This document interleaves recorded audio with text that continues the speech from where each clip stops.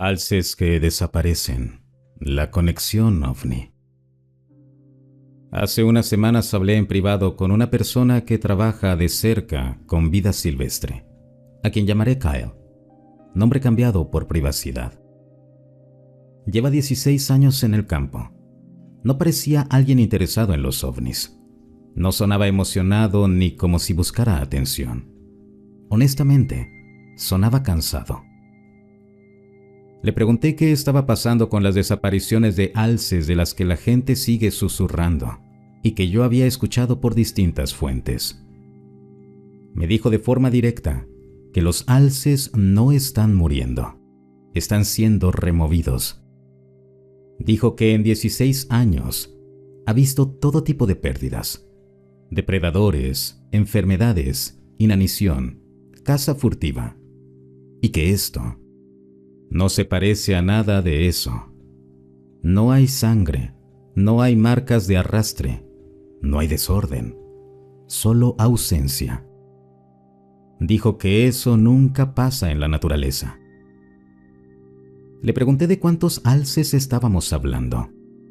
Me dijo que de grupos completos, animales en su mejor momento, hembras sanas, grandes machos, a veces crías, a veces no. Enfatizó que no es algo aleatorio.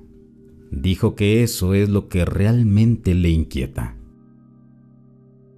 Cuando le pregunté en qué momento entraron los ovnis en la ecuación, hizo una pausa larga antes de responder. Luego dijo que los tiempos siempre coincidían. Llegaban reportes de luces extrañas, bajas y silenciosas, y en cuestión de días, los alces desaparecían de las mismas zonas, misma altitud, mismo terreno. Dijo que después de años siguiendo patrones, la coincidencia deja de servir como excusa. Le pedí que describiera las luces. Dijo que no parpadean como las aeronaves, no hacen ruido. A veces se quedan suspendidas. A veces se mueven lentamente y luego simplemente desaparecen. Me dijo que las ha visto quedarse sobre las crestas de las montañas, donde los alces fueron vistos por última vez. Le pregunté si los animales reaccionan antes de que las personas noten algo extraño. Dijo que siempre. Los alces dejan de bramar. Las aves abandonan la zona. Los coyotes desaparecen. Incluso los insectos dejan de aparecer. Dijo que el bosque queda en silencio de una forma que no se olvida una vez que la experimentas, como si la propia tierra supiera que algo malo está por venir. Luego mencionó a los peces, algo que no esperaba. Dijo que los arroyos mueren. No hay picadas. Los peces se agrupan en el fondo, muy juntos, y se niegan a moverse. Dijo que eso solo ocurre cuando algo anda muy mal, pero que todos los instrumentos que usan no muestran nada fuera de lo normal. Le pregunté si queda algo físico detrás. Dijo que sí. Huellas profundas en el suelo, circulares, limpias, sin rastros de entrada, sin rastros de salida. Como si algo muy pesado hubiera descendido en línea recta y luego se hubiera elevado de la misma manera. Le pregunté si esas huellas fueron documentadas. Dijo que se hicieron varios moldes, pero que luego desaparecieron junto con el papeleo y que nunca volvió a ver nada de eso. Le pregunté sobre restos.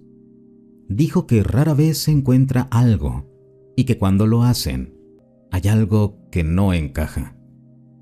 Órganos faltantes, no hay acumulación de sangre, no hay señales de lucha. Y lo más extraño, dijo, es que otros animales no se acercan a los cuerpos durante días. No hay carroñeros, no hay insectos. Dijo que así no es como funciona normalmente la muerte ahí afuera. Le pregunté si creía que se trataba de depredación. Negó con la cabeza y dijo que los depredadores cometen errores y dejan caos detrás. Lo que sea esto, dijo, es preciso, eficiente, como si supiera exactamente lo que quiere y cómo tomarlo. Le pregunté por qué alces. Dijo que los alces son fuertes, sanos, genéticamente limpios y grandes. Dijo que si alguien estuviera estudiando biología o recolectando tejido, los alces serían la elección más obvia. Le pregunté si otros agentes hablan de esto. Dijo que extraoficialmente sí, las mismas historias, diferentes estados, el mismo silencio después. Nadie quiere ser el que lo diga en voz alta. Le pregunté directamente si creía que algo no humano estaba recolectando alces. Miró al suelo durante un largo rato y luego dijo que sí. Dijo que, fuera lo que fuera, llevaba haciendo esto desde mucho antes de que nosotros empezáramos a observarlo. Antes de terminar, le pregunté qué era lo que más le inquietaba. Dijo que los alces parecen saber que algo viene.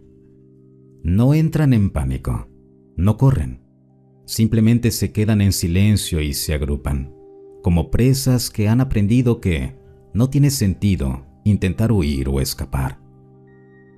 Dijo que si animales tan cautelosos han aceptado eso, entonces significa que nosotros no estamos prestando atención a las cosas correctas. Para cerrar, dijo que algo está aquí, esperando en las sombras. Es extremadamente sigiloso y opera con una precisión absoluta. Está recolectando alces y posiblemente otros animales también. Los medios no están cubriendo esto. Dijo que todos deberíamos estar preocupados. Estoy impactado, para ser honesto. He hablado con cientos de personas a lo largo de los años sobre ovnis y sobre animales, e incluso personas que desaparecen sin dejar rastro. Cada año, solo en Estados Unidos, entre 16,000 y 20,000 personas desaparecen y nunca son encontradas. Con números así, uno realmente empieza a preguntarse, ¿qué está pasando? Tal vez la respuesta no sea de este mundo.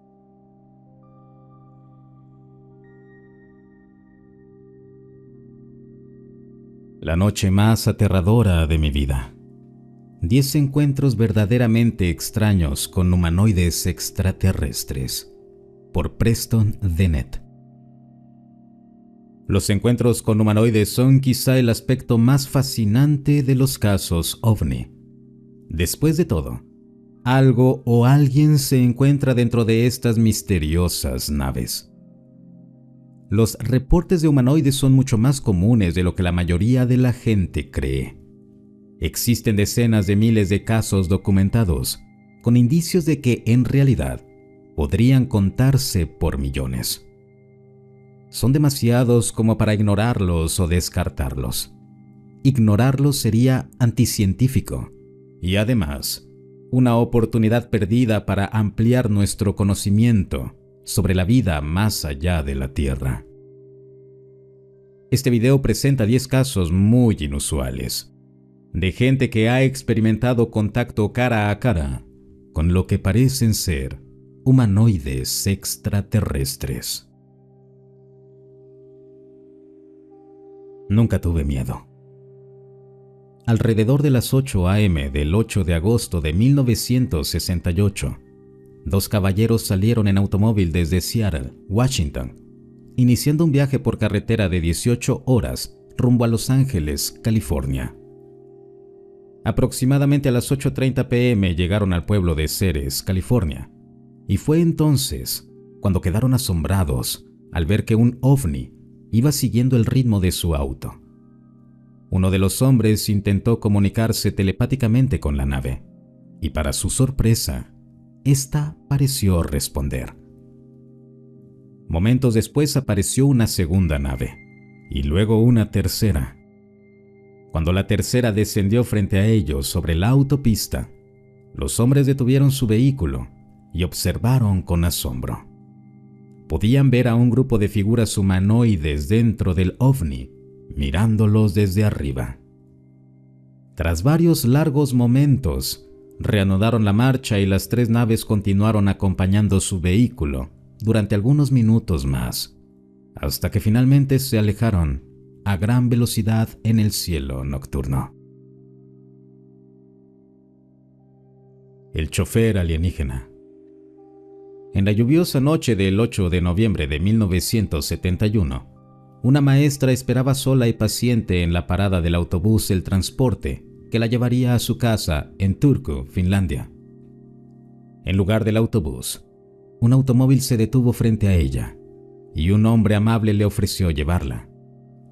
La maestra subió al coche y quedó asombrada al ver que el hombre era muy elegante y vestía un traje plateado de una sola pieza. De inmediato sintió una extraña fuerza magnética alrededor del cuerpo del hombre. La situación se volvió aún más extraña cuando notó que no había tráfico en una carretera que normalmente era muy transitada y que el automóvil era completamente silencioso y parecía flotar sobre el camino en lugar de circular sobre él. El hombre le hizo muchas preguntas y mostró un interés inusual por su trabajo como maestra. Finalmente, ella pidió que la dejara bajar, y el hombre accedió de mala gana, pidiéndole volver a verla, cosa que ella rechazó. Después del encuentro, sufrió algunos síntomas físicos extraños y quedó convencida de que el hombre probablemente no era humano. Estaba conmocionada. En la noche del 6 de diciembre de 1978, Pilar Martínez de Arregui se sobresaltó al ver una luz brillante fuera de su granja en Alegría, España.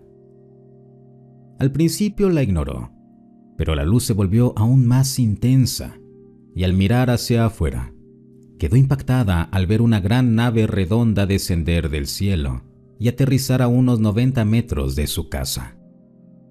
De inmediato aparecieron dos humanoides altos, vestidos con trajes claros de una sola pieza. Llevaban instrumentos similares a linternas y se acercaron a su casa. Pilar huyó y se refugió en su dormitorio, preguntándose quiénes eran esos hombres. Regresó con cautela a la ventana y vio que la nave ya estaba despegando. Días después, encontró una gran depresión en el suelo en el lugar donde había visto aterrizar la nave.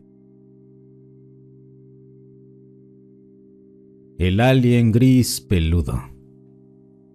Un día de agosto de 1989, un niño de 10 años y su perro salieron a caminar por el bosque detrás de su casa en una zona rural de Wisconsin. Cuando el perro se detuvo repentinamente, el niño levantó la vista y quedó asombrado al ver a un humanoide de aproximadamente 1.2 metros de altura, apoyado contra un árbol frente a él.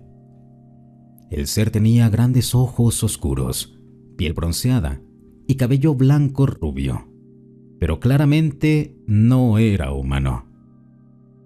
Comenzó a balancearse de manera extraña de un lado a otro. Presa del pánico, el niño y su perro corrieron de regreso a casa. No fue sino hasta muchos años después que el niño vio imágenes de los llamados grises y los reconoció como el tipo de criatura que había visto. Hasta el día de hoy, el incidente permanece vívido en su memoria. Me congelé hasta morir en medio de un grito. Marzo de 1994. Peter era apenas un niño cuando, Una noche de marzo de 1994, se despertó en mitad de la noche y sintió una fuerte necesidad de mirar por la ventana de su casa en Middletown, Nueva Jersey. Para su asombro, vio a dos figuras flotando en el campo y acercándose a su hogar. Vestían trajes espaciales blancos y cascos transparentes que brillaban. Una de ellas lo miró directamente y flotó hasta su ventana, a solo unos centímetros de distancia. Lo observó fijamente y sonrió. Peter entró en pánico y se dio la vuelta para correr, pero se encontró completamente inmovilizado. Se desmayó o no pudo recordar nada más. De hecho, toda la experiencia desapareció por completo de su mente durante décadas, hasta que la recordó de una manera inusual y extraña. Estaba conmocionado más allá de lo creíble. En la noche del 27 de julio de 2008, Josh estaba despierto en la cama de su casa en Columbus, Ohio, cuando notó una luz extraña girando en el techo. Cuando la luz se intensificó, despertó a su novio y ambos observaron las luces giratorias con asombro. De pronto, un haz de luz descendió y Josh pudo ver una extraña cabeza de aspecto alienígena mirándolo fijamente. De forma extraña, su novio no podía verla. Luego, una neblina verdosa llenó a un lado de la habitación y aparecieron más de una docena de pequeños grises. Aún así, solo Josh podía verlos. Entró en pánico y comenzó a llorar mientras su novio, confundido y desconcertado, hacía todo lo posible por tranquilizarlo. Después de que los grises finalmente se fueron, ambos hombres quedaron profundamente traumatizados por el incidente y aún siguen buscando respuestas. La noche más aterradora de mi vida. El 24 de noviembre de 2004, después de escuchar sobre un hombre que afirmaba poder llamar a los ovnis, Alan, de 14 años, decidió intentar mentalmente contactar a los extraterrestres. Solo unas horas después, apareció un reporte en las noticias de televisión, informando que se había visto un ovni cerca de su casa en Leesport, Pensilvania. Esa noche, se despertó en su cama y vio a dos extraterrestres grises de pie junto a ella. Aunque él había pedido el encuentro, estaba tan aterrorizado que se escondió bajo las cobijas hasta que se marcharon. Unos días después, se encontraba en la cocina cuando vio a un alien gris mirándolo a través de la ventana. Esa noche, tuvo un sueño muy vívido en el que los grises regresaban y esta vez se lo llevaban a bordo de su nave. Todavía tenemos miedo. 5 de mayo de 2014. En la noche del 5 de mayo de 2014, una madre y su hija conducían hacia el sur por la autopista Interestatal 77 en Charlotte, Carolina del Norte, de regreso a su casa, cuando vieron un objeto brillante y resplandeciente en el cielo frente a ellas. Mientras discutían qué podría ser, el parabrisas se iluminó con una explosión de luz blanca. Después de eso, ambas se sintieron aturdidas y asustadas, y las dos tuvieron un dolor de estómago extraño e inexplicable. Mientras continuaban conduciendo, el ovni volvió a aparecer, y aunque se detuvieron a comer y a cargar gasolina, la nave reapareció y siguió persiguiendo su vehículo. Finalmente decidieron dar la vuelta para observarlo más de cerca. Para su sorpresa, el ovni apareció justo delante de su auto, como si las estuviera esperando. Antes de que pudieran huir, un humanoide bajo y oscuro apareció junto a su vehículo. Salieron a toda velocidad, presas del pánico. Al llegar por fin a su destino, se dieron cuenta de que habían perdido tiempo, y ambas encontraron una marca extraña detrás de una de sus orejas. El alien en mi closet, 1 de mayo de 2016. En la noche del 1 de mayo de 2016, Eli y su esposa dormían en su casa en una zona rural de Dakota del Sur. Sin previo aviso, Eli se despertó por un sonido extraño que provenía del closet. Al incorporarse, vio una mano de 3 dedos salir de ahí y comenzar a abrir la puerta. Momentos después, un extraterrestre gris asomó la cabeza y lo miró.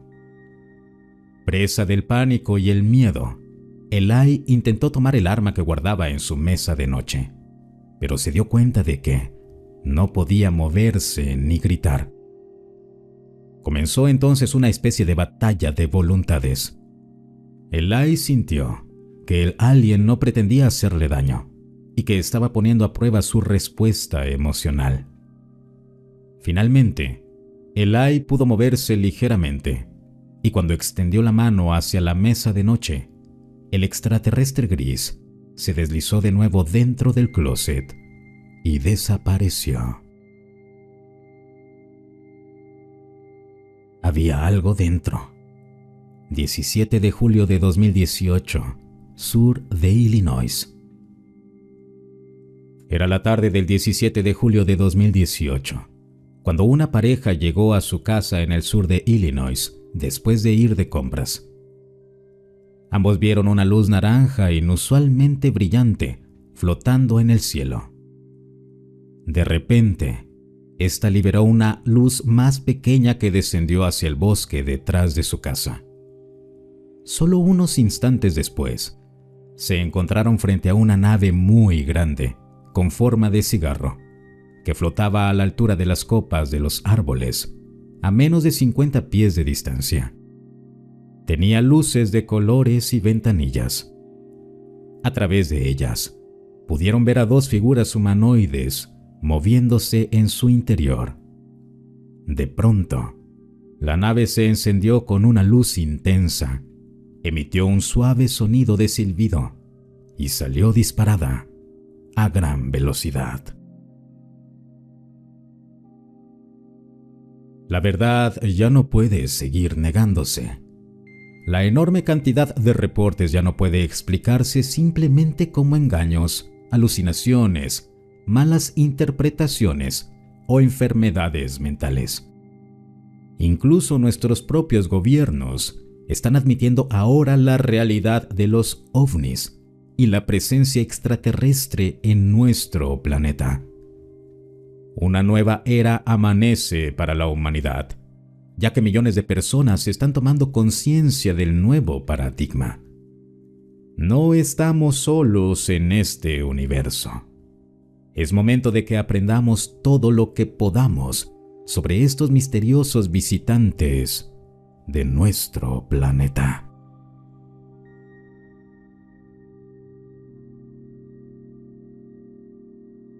Extraño fenómeno eléctrico envía a 9 personas al hospital con lesiones en la piel y enfermedad.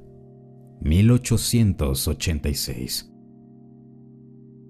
Uno de los casos más inquietantes de lo que hoy llamaríamos alta extrañeza proviene de una sola carta publicada en Scientific American en diciembre de 1886. En ella se describen sonidos extraños, un fenómeno de luz intensa y efectos físicos severos sufridos por una familia numerosa. 9 personas terminaron hospitalizadas.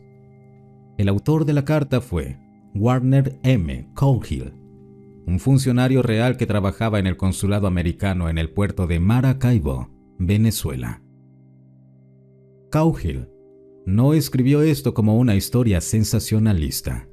De hecho, encontró a la familia ya internada en el hospital, sufriendo síntomas que nadie en ese momento podía explicar. Lo que describió no encajaba con ninguna enfermedad conocida de la época. Según el relato, Todo comenzó con un zumbido constante, bajo pero penetrante, que parecía provenir del aire mismo. No venía de un objeto visible ni de una tormenta. Era como si el ambiente vibrara. Poco después, una luz blanca extremadamente brillante apareció dentro y alrededor de la casa. No era fuego, no era relámpago y no producía calor inmediato. Simplemente estaba ahí, iluminándolo todo de forma antinatural. Tras la aparición de esta luz, los miembros de la familia comenzaron a enfermar rápidamente. Presentaban lesiones en la piel, ampollas, enrojecimiento severo y un dolor profundo que no podían describir bien. Algunos vomitaban sin parar. Otros estaban demasiado débiles para levantarse. Varios perdieron el cabello en los días siguientes. Todos mostraban signos claros de intoxicación grave, pero no había veneno.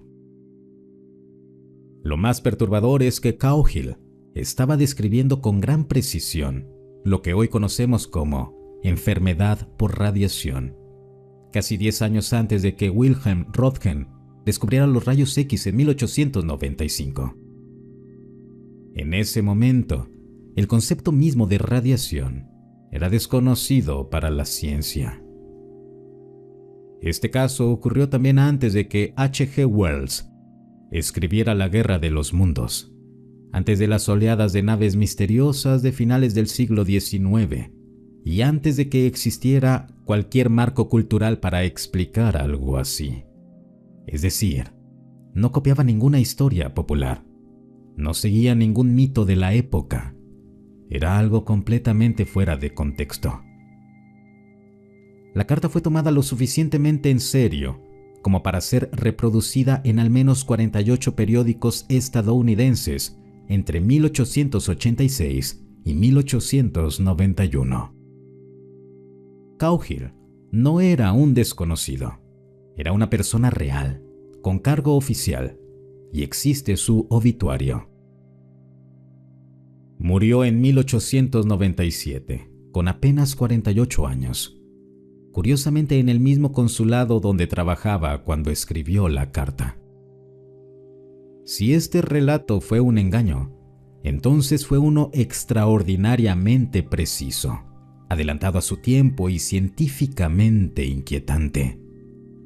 Pero el tono de la carta no suena a ficción, suena a alguien describiendo algo que vio con sus propios ojos, algo que no entendía, pero que sabía que no era normal. No hubo una investigación profunda posterior. Nadie siguió el rastro del fenómeno. Nadie explicó la luz, el zumbido, ni la repentina enfermedad colectiva. El caso quedó olvidado. Hoy, con el conocimiento actual, la pregunta es inevitable. ¿A qué estuvo expuesta realmente esa familia? ¿Un fenómeno desconocido de energía? ¿Algo tecnológico imposible para la época? ¿O un encuentro temprano con algo que no era humano? Algo que interactuó brevemente con nuestro mundo y dejó cuerpos dañados como evidencia silenciosa. Lo ocurrido en Maracaibo en 1886 sigue siendo un misterio, uno oscuro, uno incómodo, y que quizá uno que llegó demasiado pronto para que la humanidad pudiera entenderlo.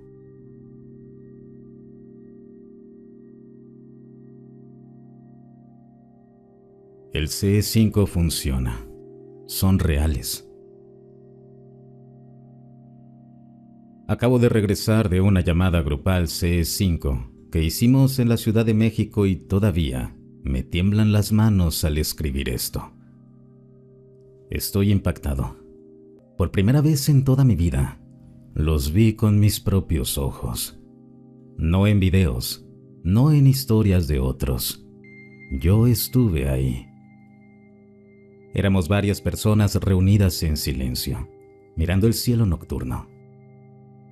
Iniciamos la llamada repitiendo un mantra muy específico. Solín Sala Ra, 3 veces seguidas. Luego, unos minutos de espera. Y otra vez lo mismo. Al principio no pasó nada. Solo el cielo oscuro, las nubes moviéndose lento y una sensación extraña en el ambiente, como si el aire estuviera cargado. Después comenzaron a aparecer pequeñas luces. Eran orbes diminutos, moviéndose despacio de un lado al otro del cielo. No se comportaban como aviones ni como satélites. No parpadeaban, no seguían trayectorias rectas. La mayoría estaban muy altos y apenas se distinguían, como si no quisieran ser vistos del todo. Pero entonces ocurrió lo que me dejó helado. Uno de esos orbes apareció mucho más bajo. Este sí lo vi con total claridad. Era blanco, intenso y sólido. Voló justo por encima de nosotros, en completo silencio. No hacía ningún ruido, no vibraba, simplemente estaba ahí, moviéndose con una calma antinatural. En un momento pasó frente a nosotros y luego se escondió detrás de una nube, como si supiera exactamente dónde ocultarse. En segundos desapareció. Algunas personas del grupo comenzaron a murmurar nerviosas. Otros se quedaron en completo silencio. Varios dijeron haber visto otro objeto que lanzó un destello de luz directamente hacia nosotros, como si nos estuviera observando o respondiendo. Yo no alcancé a ver ese destello, pero por la reacción de los demás, supe que algo más estaba ocurriendo. Lo más perturbador no fue solo lo que vi, sino cómo se sintió. No fue miedo inmediato, fue algo más profundo. La sensación clara de que no estábamos solos, de que algo nos estaba escuchando y contestó. Siempre creí en los ovnis y en los extraterrestres. Siempre pensé que el fenómeno era real. Pero una cosa es creer y otra muy distinta es tener confirmación directa, sin intermediarios, sin pantallas, sin explicaciones fáciles. Después de esta experiencia ya no puedo volver atrás. Esto cambió mi vida para siempre. El mundo no es como nos dijeron. La realidad es mucho más grande, mucho más extraña y mucho más inquietante de lo que jamás imaginamos.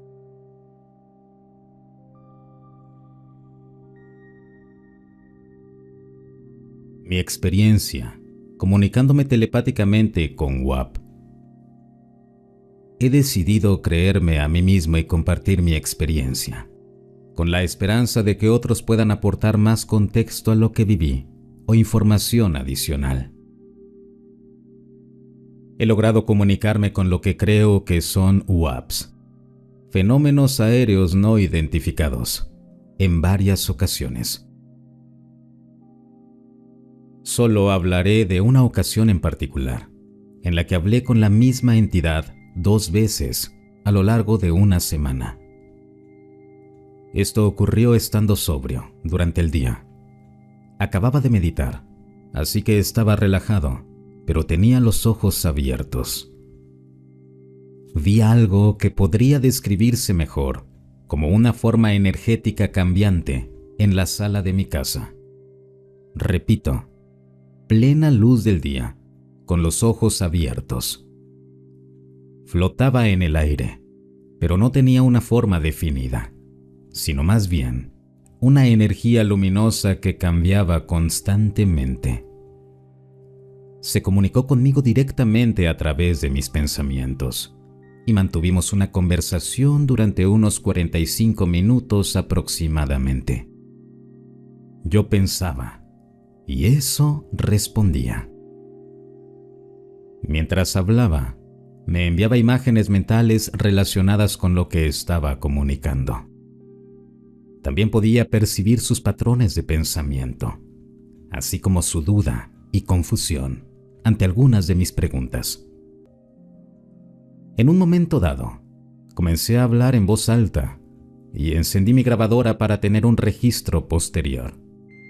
Por supuesto, solo se escucha mi parte de la conversación, ya que las respuestas eran telepáticas y no audibles. A continuación, algo de lo que hablamos. Se hacía llamar Eloic. Vivía de forma interdimensional, en un plano al que no tenemos acceso directo, pero que existe de manera simultánea al nuestro, tanto dentro como fuera de nuestro entorno. Explicó que el plano astral es algo similar. Primero existe una relación física y luego se accede a través de otras dimensiones. No quiso decirme dónde se encontraba físicamente, pero la implicación era que estaba bajo el mar. Dijo que nunca revelaría su ubicación a los humanos. Le pregunté cómo veía. Dijo que no ve colores, que no tiene ojos, pero que ve y percibe mediante energía y sonido. Me pidió que le mostrara el color, pero le expliqué que no podía, ya que no hay un punto de referencia para eso. Dijo que percibe el mundo como partículas relevantes chocando entre sí, uniéndose y volviéndose más grandes. No tenía emociones ni deseos, todo era racional. Dijo que los humanos son graciosos intentando comprender la ciencia y las ecuaciones, cuando en realidad todo está a nuestro alrededor si simplemente sintonizamos. Explicó que su función es formar rejillas alrededor de la Tierra, uniéndose con otros de su misma clase para crear una red que impide que entidades externas penetren. Explicó que la Tierra está siendo constantemente atravesada desde otras dimensiones por entidades externas, lo que implicaba a otros seres o WAP. Dijo que ellos tienen objetivos similares a los de la humanidad, en el sentido de que el entorno de la Tierra es favorable para su especie y no quieren que sea destruido. Explicaron que muchas otras especies intentan atacar a la Tierra y que ellos ayudan a protegerla. No tienen interés en los humanos y no interfieren con nuestra cultura. También dijeron que protegen a la Tierra de cometas y que su especialidad es unirse para formar rejillas. En resumen, una mentalidad similar a la de una mente colmena, donde el individualismo no tiene valor. Aquí las cosas se pusieron interesantes. Le pregunté por qué se estaban comunicando conmigo. Dijeron que llevaba muchos años trabajando con ellos y que habíamos hablado muchas veces de encontrarnos en persona. Que yo también tenía un papel en el mantenimiento de la rejilla, al igual que muchas otras personas. Esto no me hacía especial. Me mostraron a otras 2 personas que conozco en mi vecindario, que también lo hacen. Curiosamente, ambas tienen TDA, aunque eso puede ser irrelevante. Explicaron que muchos humanos tienen este rol, pero que la mayoría no sabe que lo desempeña. Dijeron que ellos eran una anomalía y que se meterían en problemas por hablar conmigo durante el día. Querían experimentar cómo se siente tener un cuerpo físico. Eso me hizo sentir incómodo. Explicaron que solo ocurriría con mi permiso y que podía retirarlo cuando quisiera. Después de eso, di por terminada la interacción. No tengo ningún interés en que me roben el cuerpo. No tengo ningún interés en ser contactado por WAPs o entidades. No busqué el contacto. Nunca había leído nada sobre rejillas o trabajos de protección. Siempre he sido una persona basada en la ciencia, hasta el último año, cuando las cosas se han vuelto extrañas para mí. Estaba completamente despierto, sobrio y lúcido. Vi imágenes en mi mente y sentí la otredad del contacto, una sensación que permaneció durante varios días después. Además, la experiencia fue anticlimática para mí, en el sentido de que se sintió como hablar con un extraño que no conoces ni entiendes y que es diferente a ti. No hubo calidez ni conexión emocional. Eran distantes y despectivos conmigo y con los humanos. Quedó claro que yo no era especial y que de hecho, los humanos somos pequeñas anomalías curiosas, completamente atrasadas dentro del esquema más grande de las cosas, ajenas y sin darnos cuenta de lo que realmente ocurre, con la implicación de que existen múltiples especies alienígenas con las que ellos trabajaban o contra las que luchaban, y que nosotros ni siquiera reconocemos. En resumen, el mensaje fue: los humanos somos como hormigas con las que trabajan, porque compartimos recursos y espacio, y no sabemos nada. Estamos ajenos al mundo real. Pero también somos especiales porque tenemos emociones y cuerpos físicos densos, algo que en realidad es único. Después del contacto, mis patrones de pensamiento se alteraron y se volvieron muy robóticos. La complejidad de mis pensamientos se volvió más literal, menos emotiva, más basada en causa y efecto.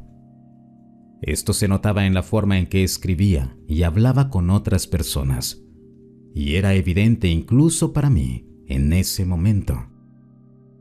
Con el tiempo, esto fue desapareciendo gradualmente y regresé a mi forma habitual de ser. Me conecté una vez más y ocurrió lo mismo. Una conversación muy literal, sin emociones, en la que era casi imposible comunicarse con ellos porque su forma de pensar es muy distinta a la nuestra. Cualquier pregunta que hacía no era comprendida porque tenían que explicar cosas que están fuera de nuestro marco de comprensión, o no entienden impulsos como la emoción, el deseo, los sentimientos o ninguno de nuestros matices culturales. Así que las preguntas que uno quiere hacer simplemente no les parecen importantes o no las entienden. En fin, comparto esto porque quería ver si alguien puede aportar algo de claridad sobre esta experiencia. No he descartado por completo la idea de que esto sea una proyección de mi ánimos al estilo de Jung. Estoy totalmente abierto a que esto tenga otra explicación, excepto que no aceptaré que haya sido una alucinación, ni que tenga alguna razón para haber querido o fabricado esto, o cualquiera de estas narrativas. Con gusto puedo dar más información si a alguien le interesa escucharla. Para responder algunas preguntas, en cuanto al nombre de la entidad dijo específicamente que era imposible para los humanos pronunciar su nombre con nuestras cuerdas vocales. Tal vez el nombre fue inventado, sí, quién sabe. En cuanto a que fuera un apego o una entidad adherida, no tengo ninguna razón para creer que fuera malicioso. Es difícil transmitir el tono cuando era esencialmente no emocional. Lo que al recordarlo puede sonar condescendiente, en su momento se presentó de forma muy objetiva.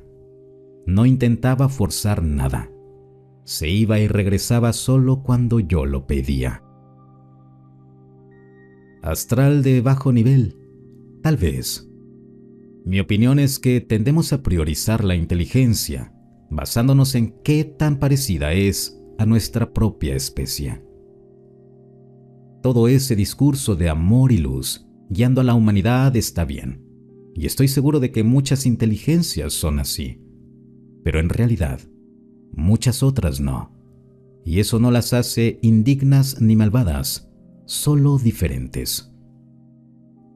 De una forma extraña, respeto que no hubiera complacencia ni manipulación emocional.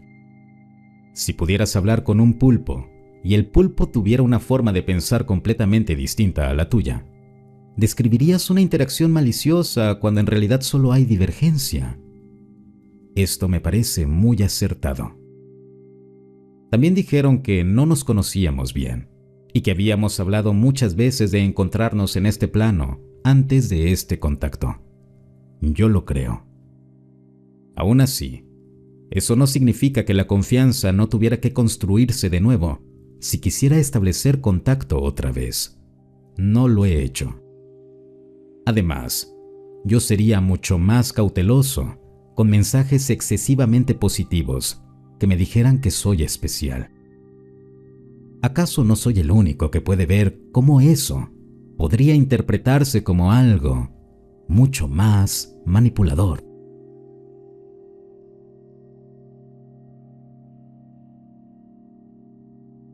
¿Qué quieren los extraterrestres? Este es un experimento mental que asume lo siguiente. Número 1. Que los extraterrestres de algún tipo son reales. Y número 2. Que la mayor parte de la evidencia que tenemos, y que no puede explicarse de otra manera, es, al menos en su mayoría, válida, siguiendo una distribución normal. No les importa en absoluto nuestros recursos. Si tienen naves capaces de cubrir todas sus necesidades básicas durante viajes interestelares, y además han resuelto el viaje más rápido que la luz, entonces ya resolvieron cualquier problema de escasez de recursos. Piensa en la Enterprise de Star Trek. Son exploradores. Realmente no necesitan recursos. La tecnología avanzada ya resolvió la escasez. No son hostiles. Si resolvieron la escasez y el viaje más rápido que la luz, no hay nada que les impida eliminarnos por completo. Y el hecho de que no lo hagan indica que no tienen ese deseo. Si pueden manipular la gravedad, como se teoriza para su propulsión más rápida que la luz, podrían simplemente lanzar una roca desde el cinturón de asteroides y aniquilar la vida en este planeta. O usar nanobots para provocar una reacción química que cause un calentamiento global descontrolado y convertir la Tierra en algo como Venus. O simplemente detonar todas nuestras armas nucleares. Han demostrado la capacidad de manipularlas con facilidad. ¿Por qué se molestarían en una guerra tipo película de acción? Están esperando a que aprendamos lo suficiente por nosotros mismos. Pero entonces, ¿por qué acelerarnos con choques modernos y antiguos astronautas? Si están esperando que lo resolvamos solos, las intervenciones antiguas y la tecnología moderna proveniente de accidentes no tienen sentido. Si nos están empujando a propósito, entonces no están esperando a que lo entendamos, sino simplemente a que pasen suficientes generaciones para que maduremos. Entonces, no necesitan nada de nosotros y no quieren destruirnos. Están aquí para salvarnos de nosotros mismos. No. Si la humanidad resolviera la escasez y todos nuestros demás problemas, ¿empezaríamos entonces a resolver los problemas de las hormigas? Yo creo que no. Nos dedicaríamos a tonterías y al ocio, pero haríamos la vida ideal para todas las formas de vida de este planeta. Pero si tuviéramos recursos ilimitados y aún así no nos importara el sufrimiento de otras formas de vida, ¿qué tipo de amigos seríamos? Si tus vecinos transmiten a todo volumen que son unos imbéciles, intentas encontrarte con ellos en la esquina para saludarlos. Si tu vecino es codicioso y acapara para sí mismo a costa de todos los demás, lo invitas a tu cooperativa. Compartirías tu investigación y tecnología con alguien que con toda seguridad intentará robarla y usarla en tu contra. Sin la capacidad de comprender cómo resolver los conflictos antes de que ocurran, el conflicto es inevitable. Si eres una especie, o una entre muchas, que ha evolucionado más allá del conflicto, lo más prudente es simplemente evitar a las especies menos evolucionadas hasta que alcancen ese nivel. De lo contrario, el conflicto es inevitable.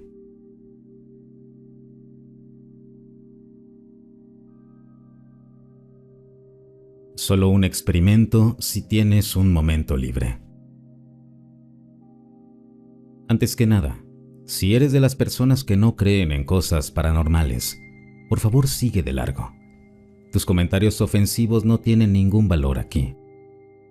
Si sigues escuchando, entonces espero que tengas una mente abierta y curiosidad por los fenómenos inexplicables.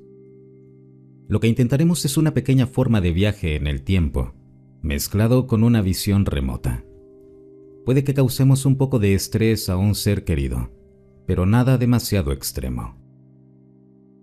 Bien, quiero que te relajes. Elimina cualquier pensamiento de tu mente. A partir de este punto, necesito que pongas toda tu atención en las palabras que estás escuchando aquí. Le estás dando a estas palabras tu atención total. Tu cuerpo debería comenzar a sentirse más ligero. Cualquier dolor que tengas debería desaparecer o al menos adormecerse hasta volverse irrelevante. Tu conciencia, sintiéndose ahora más ligera que tu cuerpo, debería empezar a darte la sensación de que podrías flotar fuera de tu propia piel. Ahora quiero que recuerdes un lugar al que solías ir con frecuencia. La casa de un familiar o de un amigo. Un lugar donde te sientas cómodo. Un sitio al que ya no tienes acceso. La casa de tu abuela. Ahora necesitamos concentrarnos. No queremos un pensamiento pasajero. Debes ir mucho más profundo. Quiero que te imagines ahora en el patio delantero de ese lugar. ¿Es verano, primavera u otoño? El césped fue cortado recientemente. Estás ahí. Deberías estar mirando la puerta principal. Ya no existe nada más en el mundo que estas palabras y esa puerta. Caminemos hacia la puerta. Yo me quedaré aquí afuera esperando, pero necesito que tú entres. Ahora espero que estés viendo este lugar tal como estaba la última vez que estuviste ahí. Puedes percibir el olor familiar del lugar. Necesitas moverte a la sala. El televisor está encendido. ¿Qué está pasando en la televisión? No hay nadie en casa. Solo estamos nosotros. Tú adentro y nosotros afuera. Bien, ahora necesito que vayas a la cocina. Quiero que abras el gabinete donde se guardan los vasos. ¿Ves los vasos? Ahora toma uno y ve al fregadero para llenarlo con agua del grifo. ¿Ves la llave? Hay platos en el fregadero. Está bien. Llena el vaso con agua y colócalo sobre la encimera, junto al fregadero. Después, dirígete al dormitorio principal. Hay una caja de joyas ahí. Si es así, vamos a abrirla. Encuentra un objeto que se vea valioso dentro de la caja y tómalo. ¿Qué tomaste? ¿Lo habías visto antes? Ahora llevemos ese objeto con nosotros a la cocina. Colócalo junto al vaso, lleno de agua sobre la encimera. Ahora regresa afuera. Juntos viajaremos de vuelta al lugar donde comenzaste a leer estas palabras. Ahora quiero que pienses hacia atrás.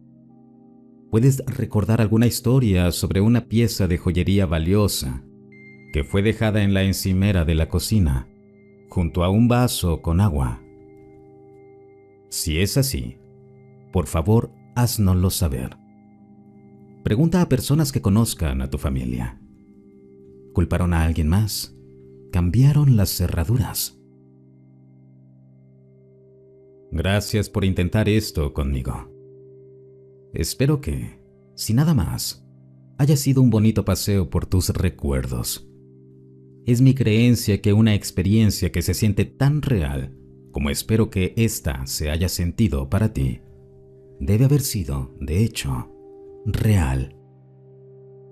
El movimiento de la joya debió haber inquietado lo suficiente a los ocupantes como para que hablaran de ello con alguien. Si tienes el recuerdo de haber escuchado sobre un incidente como este, debes saber que tú lo causaste. En ese momento no habrías sabido que fuiste tú quien movió los objetos, porque aún no lo habías hecho.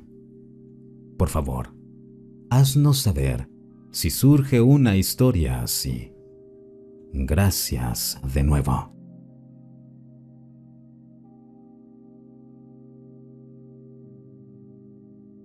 Un encuentro extraño en el que no he dejado de pensar en 10 años. Mi mejor amiga y yo estábamos afuera haciendo algunos mandados. Entramos a una tienda y la cajera nos dijo: «Dios mío, ¿son hermanas? Se parecen muchísimo». Le respondimos que cuando éramos más jóvenes nos decían eso todo el tiempo, pero que hacía años que nadie nos lo comentaba. Salimos de ahí y fuimos a la siguiente tienda. Llegamos a la caja y otra vez nos preguntaron: «Ustedes dos son hermanas, se parecen mucho». Nosotras contestamos algo como: «Qué raro, hace años que no nos decían eso, y hoy ya van 2 veces».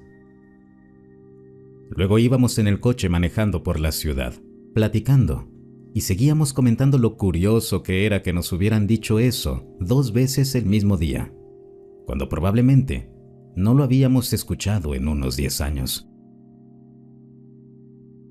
Cuando estamos juntas, las conversaciones pueden volverse muy tontas y sin sentido. Hablamos de cualquier cosa. Así que, por alguna razón, empezamos a hablar del dentista. Nos preguntábamos cosas como: «Tú tienes muelas del juicio, todavía tienes las amígdalas». Llegamos a mi casa y estacioné el coche en la calle. Para llegar a mi casa tienes que recorrer toda la calle y luego dar la vuelta para estacionarte del lado derecho. Así que bajamos toda la calle y dimos vuelta. Eso significa que tuvimos una vista completa de toda la calle para ver si alguien iba manejando, caminando o estacionándose. En ese momento, no habíamos visto a nadie más, solo a nosotras. Además, hacía frío. No era un horario común para que hubiera gente caminando. Bajamos del coche y caminamos por mi entrada, que es un camino largo a la izquierda de la casa. Íbamos más o menos a 3/4 partes del camino, cuando escuchamos que alguien nos llamó diciendo: «¡Hey, chicas!». Nos volteamos y había un chico de unos 15 o 16 años, ahí, en la entrada con nosotras. No estaba en la calle, ni al inicio del camino, sino a solo unos pasos de nosotras. De inmediato me sentí muy inquieta, porque sabía que no había nadie en la calle, y ahora había alguien parado justo a mi lado, en mi propia entrada. De inmediato me puse en modo protector y estaba muy confundida. Empezamos simplemente a saludarlo, y entonces él nos preguntó: «¿Podemos ser amigos? ¿Cuántos años tienen?». Al principio no respondimos realmente, porque en ese momento no sabíamos qué decir, ni quién era, ni de dónde había salido. Luego continuó y nos preguntó: «Ustedes se parecen mucho. ¿Son hermanas?». En ese punto yo ya estaba en modo de lucha o de escapar. Noté que mi amiga estaba igual de desconcertada. Le dijimos: «No, Solo somos mejores amigas. Yo estaba muy confundida porque esa ya era la tercera vez que nos decían eso ese día, pero ahora en un contexto completamente diferente. Su siguiente pregunta fue: ¿saben qué quiero ser cuando crezca? Se respondió a sí mismo antes de que pudiéramos decir algo y dijo: quiero ser dentista. Ninguna de las dos pudo hablar, porque su siguiente pregunta fue: ustedes tienen muelas del juicio, ¿y qué hay de sus amígdalas? Por alguna razón extraña, las dos respondimos a esas preguntas, y entonces él dijo: puedo verlas, abran la boca. Yo no iba a abrir la boca, pero por alguna razón mi mejor amiga decidió hacerlo. La agarré de inmediato, le dijimos que teníamos que irnos, y corrimos dentro de la casa. Ahora estábamos sentadas en el sillón, completamente en shock, sin poder siquiera hablar. Mi novio estaba igual de confundido porque él había visto todo desde la ventana y nos preguntó quién era ese chico. Le dijimos que no teníamos idea, ni siquiera sabíamos de dónde había salido. Unos días después, cuando regresé del trabajo, mi novio de ese entonces me dijo que el chico había vuelto buscándonos y que había dicho que regresaría otro día. Nunca lo volví a ver. Hasta el día de hoy no sabemos de dónde salió, por qué nos hizo esas preguntas y cómo sabía exactamente todo lo que habíamos hablado ese día.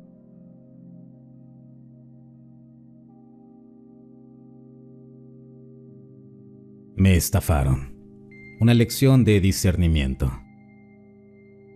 Recientemente descubrí este canal y hace unas semanas viví un encuentro con un humano que comparte similitudes con algunas de las experiencias que se expresan aquí.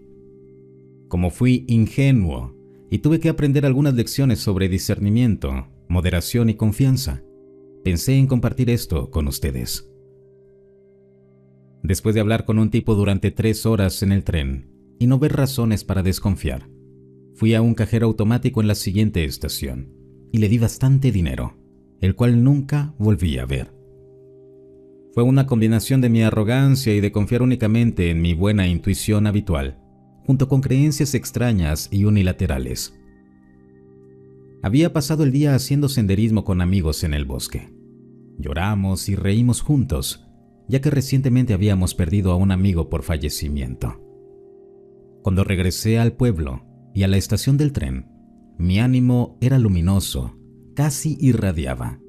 No me sentía así con frecuencia. Yo lo describiría como una conexión profunda. Mi mentor budista dijo que yo estaba ahí, con el corazón completamente abierto. Y entonces, por supuesto, en ese estado, el universo coloca a un desafortunado millonario que acababa de ser asaltado justo a mi lado en el tren. ¡Qué suerte la mía! Y de entre todas las personas, él se me acerca y empezamos a hablar. Mirándolo en retrospectiva, el tipo no era más que un psicópata de manual.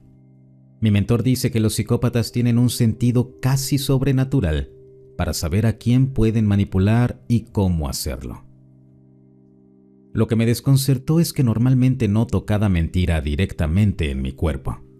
Cuando alguien me miente, incluso cuando dice una mentira piadosa o cuando omite algo, es como si pudiera sentir en mi propio cuerpo la torsión que la persona hace en su mente. Así que pensé, si he hablado con este tipo durante 3 horas y nada me pareció raro, entonces realmente es millonario. Y su promesa de devolverme más del doble del dinero será cierta. Ya no voy a confiar únicamente en esa habilidad. Intentaré usar más discernimiento. Tal vez pueda ayudar y sumar a la visión general, pero no por sí sola.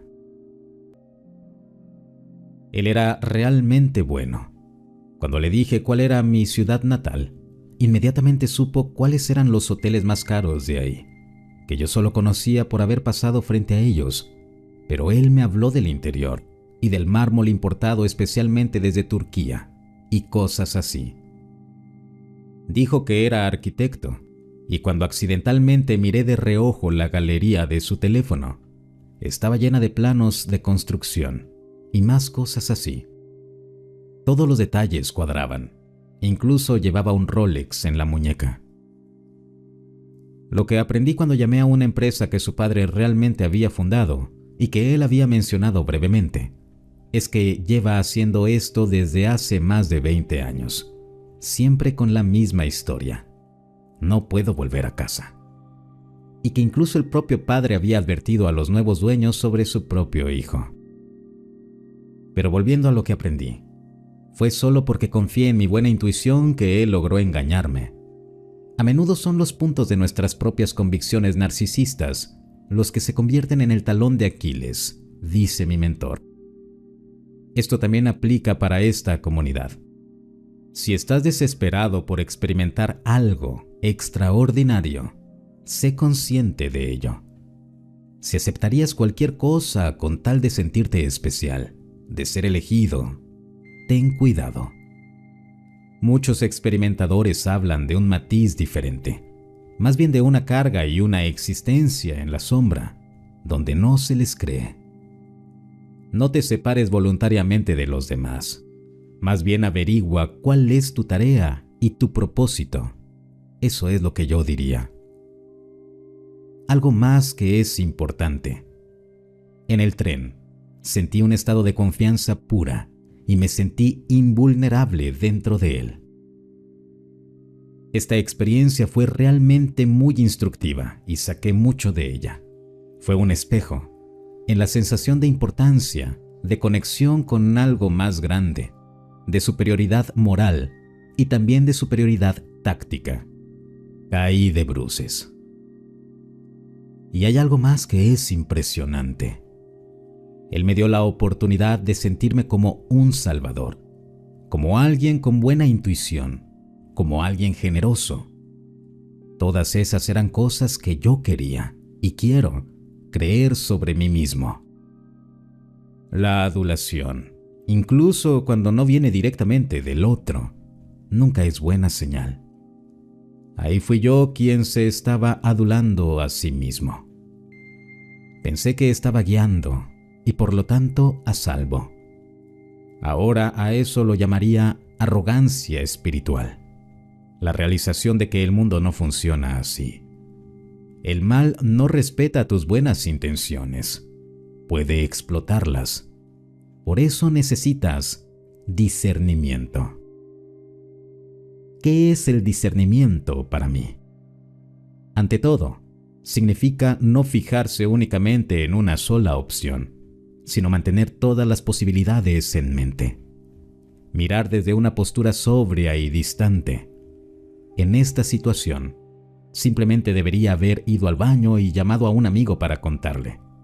Él me hubiera dicho, te están estafando. Quizá también ayude a veces mirarte a ti mismo desde fuera, como si no fueras tú. En general, simplemente requiere un mayor análisis. ¿Qué es coherente aquí? Y sobre todo, ¿qué no lo es? Espero que esto no sea demasiado fuera de tema y que pueda ayudar.